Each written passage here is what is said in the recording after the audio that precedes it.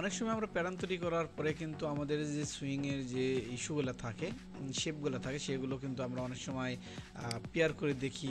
আমরা কিন্তু সফটওয়্যারে কিন্তু সুইং করে দেখি আসলে শেপগুলো কেমন হয়েছে বা কোনো প্রবলেম হবে কি না নেকে এবং আর্মুলে।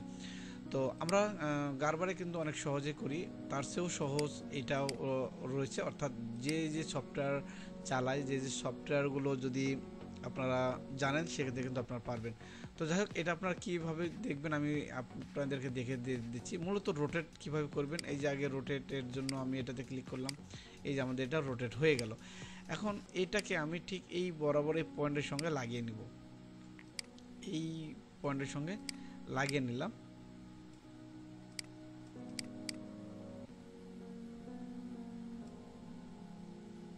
জুম করে নেবেন একটু, সমস্যা হলে।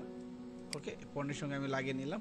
লাগিয়ে নেওয়ার পর আপনারা যে কাজটা করবেন, এই যে এখানে দেখেন একটা অপশন দেখতেছেন আপনি, এই যে এখানে বডি, এই যে রোটেট।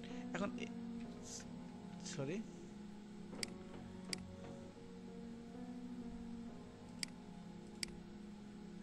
এই যে এখানে দেখতেছেন একটা হচ্ছে রোটেট পিস। যদি আপনি কিবোর্ড থেকে যদি আর প্রেস করেন তাহলে কিন্তু মূলত এটা পেয়ে যাবেন। এখানে ক্লিক করার পরে আপনারা যেটা ঘোরাতে চাচ্ছেন ঠিক এখানে একটা ক্লিক করবেন।